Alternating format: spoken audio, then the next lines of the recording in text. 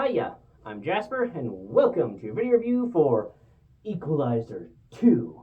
It's a movie starring Denzel Washington and Pedro Pascal, along with the president from Independence Day, and a few other people, but that's really the main thing. So, as always, I'm going to give it the good, the bad, and the furry. To start off, furry, some barking dogs, that's about it. Moving on to the good and the bad. So, I only watched this movie once, because I really did not like it. I watched Equalizer, linked for my review in the description down below for that, but I really liked the Equalizer. I've watched that movie a number of times, but I've only watched this one once before until this rewatch, and it's because it just was not what I was wanting or expecting from an Equalizer movie. I was expecting him to continue helping the little guy and be creative with some things and just I don't know, but just not this.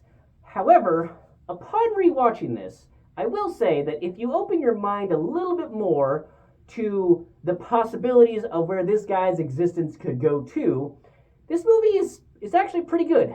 The last act, like the final, you remember the first one, spoilers for that one, but you remember in the first one how the final fight sequence, that whole long thing was all set in the Home Depot knockoff?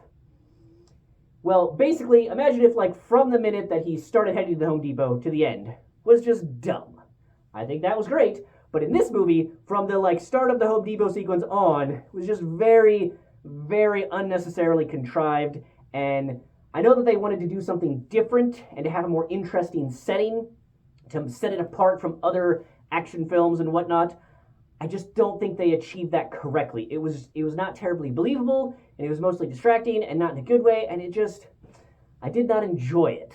So the last fight sequence, if you will, from there to there, not very well accomplished in my opinion. But not super terrible, just not great. Not as good as I was hoping.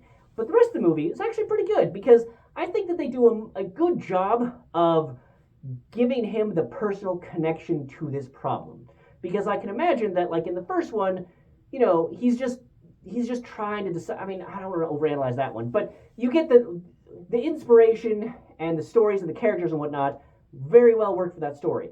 But in this one, we wanted to see him have that personal inspiration to do what he needed to do or get involved with how he got involved, because otherwise you could consider just kind of another episode of the week, which I believe this used to be a TV show, so, that makes sense.